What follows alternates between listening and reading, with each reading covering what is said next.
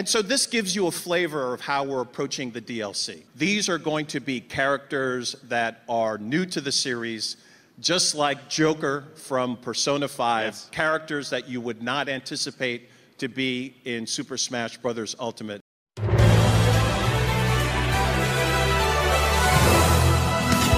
What up, King Me's back with another. If you guys, Smash Bros. Ultimate has been out for what, like 2 weeks now? And you already know your boy's been playing it non-stop. But today, I'm putting the controller down for a second because I want to talk to y'all about something. So remember the night Smash Bros. Was launching at midnight and we were all getting hype and the Game Awards was going down and we were all thinking, what the heck is Nintendo gonna show at the Game Awards? Because they always come through. And man, oh lie, did they come through this year. They revealed Joker from Persona 5. Now, after all the craziness settled that night with the midnight release and freaking the announcement and Twitter going wild about it, it was just like so much exciting emotions going on that night.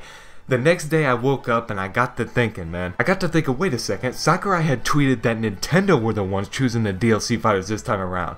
And I remember when he had tweeted that, it seemed the general consensus was that since Nintendo's picking the characters, they were probably going to be mostly Nintendo characters and we weren't going to get much third-party, if any third-party characters at all. But then the Game Awards came, and that changed everything because they revealed Joker from Persona 5. You guys know what went down. I don't gotta explain it anymore. And after Joker was revealed, Reggie had gotten on stage with Jeff Keighley and they were talking and he was like, this is our approach to DLC. That characters are gonna be unexpected, people you'd never expect to see in Smash Bros. And those words, oh man, they brought so much joy in my soul, and you know why? Because the chances for Banjo just shot through the roof, dude, I'm telling you. And the reason I just went through all that is because today, I'm going to be giving you guys my predictions for the characters I think we're going to see as DLC and Super Smash Bros. Ultimate in that goddamn Fighters Pass. And without further ado, get ready, because Reggie said they're going to be unexpected.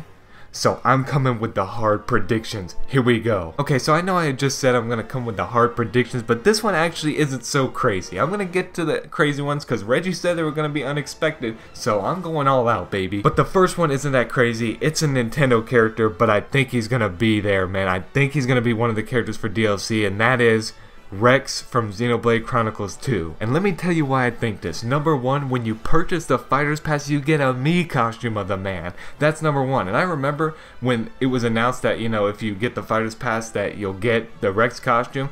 I believe Sakurai had said that he didn't have time to put him in the game because development of Smash Bros. Ultimate had started before the game was out and everything, so they didn't have time to put him in the game. I think those were his words. Don't quote me on that, but I think he said something along those lines.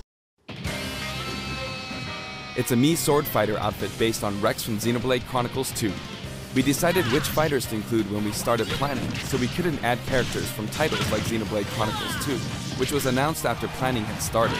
And also, Sakurai has said in the past he was a big fan of Xenoblade Chronicles 2. He said he loved that game a lot, so I don't know. I mean, Nintendo is choosing the characters though. Oh my god, I'm talking myself out of it. On the real though, not only that, the game is extremely popular. I can't even open up like a reply to Nintendo of America without seeing freaking Pyra or Mithra half naked. Let's just be real. I'm not complaining, I'm just saying. The game's mad popular, so I think that's another thing it has going for it. And of course, it's a Nintendo character. So you have popularity going for it, a Nintendo IP going for it, Sakurai likes it, and the Mii costume when you buy the Fighters Pass.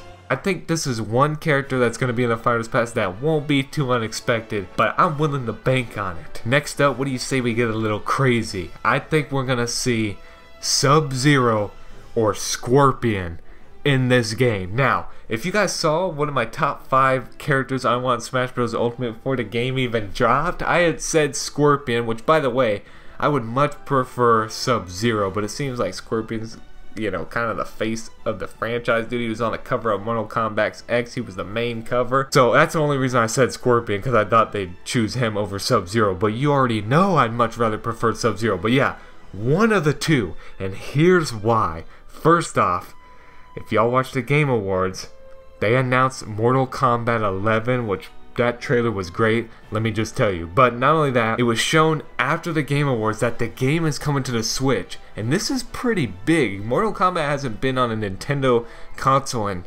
quite some time. But not only that, I want to refer to a tweet from Ed Boon. If you don't know who Ed Boon is, he is co-creator of Mortal Kombat. Someone had tweeted him back in 2015, mind you, but this happened. Someone had said, admit it, you also want Scorpion in Super Smash Bros. And he replied, no way.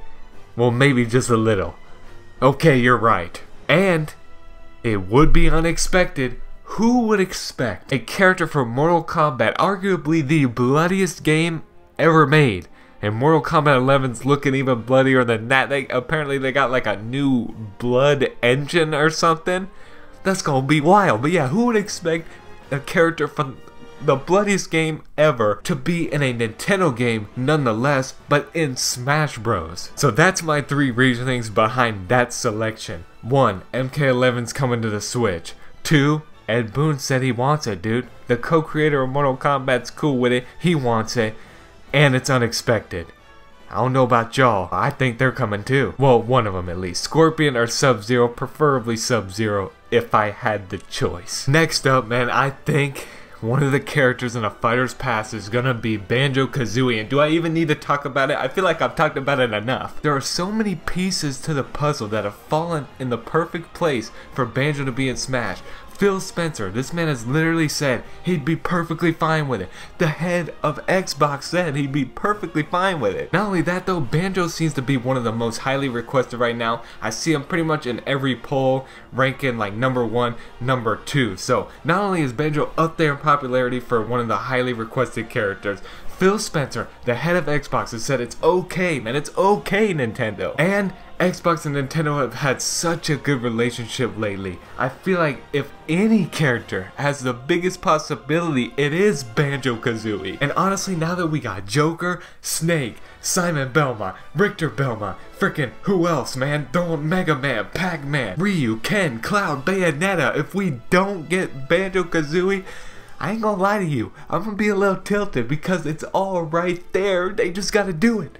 They literally just have to do it. And honestly, it's my prediction because it is my dream. Banjo Kazooie as one of the characters in the Fighter's Pass. At this point, I'm just waiting for the day, baby. I'm waiting for the goddamn day. And last but not least, this would make for my 4th prediction, the 4th and final character that I think we're gonna see in the Fighter's Pass.